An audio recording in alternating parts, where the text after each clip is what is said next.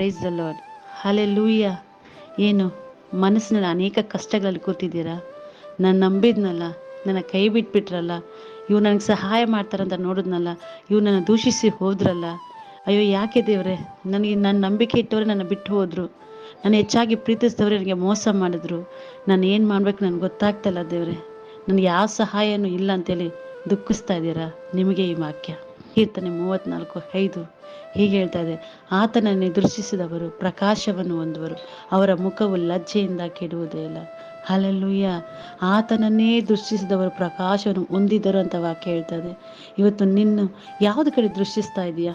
ಮನುಷ್ಯರನ್ನ, ಅಥವಾ ನೀನು ಹೆಚ್ಚಾಗಿ ಪ್ರೀತಿಸುವ ಕೆಲಸವನ್ನ, ಅಥವಾ ನಿನ್ನ ಸುತ್ತಮುತ್ತಲಿರುವಂಥ ಐಶ್ವರ್ಯವನ್ನ, ಅಥವಾ ಇವ್ರು ನನಗೆ ಸಹಾಯ ಮಾಡ್ತಾರೆ, ಅವ್ರು ನನಗೆ ಸಹಾಯ ಮಾಡ್ತಾರೆ, ಇವ್ರು ನನ್ನ ಮೇಲಕ್ಕೆತ್ತಾರೆ, ಇವ್ರು ನನ್ನ ಗಣಪಡಿಸ್ತಾರೆ ಅಂತ ನೀನು ನೋಡ್ತಾ ಇದೆಯಾ?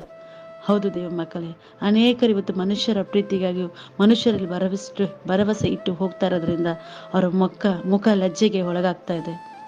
ಅದೇ ದೇವರು ಹೇಳ್ತಾ ಇದ್ದಾರೆ, ನನ್ನನ್ನು ದೃಷ್ಟಿಸಿ ನೋಡುವವರು ಪ್ರಕಾಶವನ್ನು ಹೊಂದುವರು ಅಂತ. ಹಲ್ಲೆಲೂಯ. ಯಾಕಂದ್ರೆ ನಮ್ಮ ಸಹಾಯ ಮನುಷ್ಯರ ಕಡೆಯಿಂದ ಬರೋದಿಲ್ಲ, ಭೂಮಿ ಆಕಾಶವನ್ನು ಸೃಷ್ಟಿ ಮಾಡಿದ ಸೃಷ್ಟಿಯ ಕರ್ತನ ಕಡೆಯಿಂದ ನಮ್ಮ ಸಹಾಯ ಬರಲಿಕ್ಕಿದೆ. ಹೌದು ದೇವ ಮಕ್ಕಳೇ, ಈ ದಿನದಲ್ಲಿ ನಮ್ಮ ದೃಷ್ಟಿ ಎಲ್ಲಿರಬೇಕಂದ್ರೆ ಭೂಮಿ ಆಕಾಶಗಳನ್ನು ಸೃಷ್ಟಿ ಮಾಡಿದ ಸೃಷ್ಟಿಯ ಕರ್ತನ ಮೇಲೆ ಇರಬೇಕು.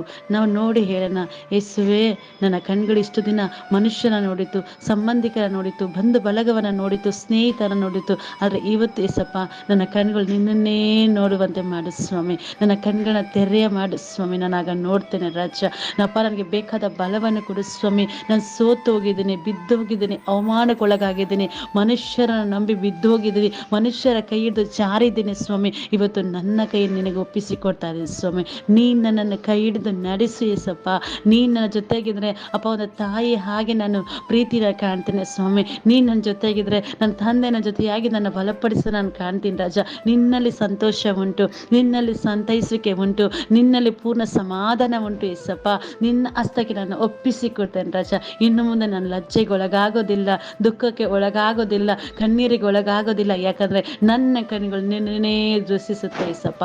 Thank you lord. ಕರ್ತನೆ, ನೀನು ಮಾಡಿದ್ದಕ್ಕಾಗಿ ಸ್ತೋತ್ರ ರಾಜ. ಯೇಸುವಿನ ನಾಮದಲ್ಲಿ ತಂದೆ ರಾಜನೇ, ಆಮೇನ್.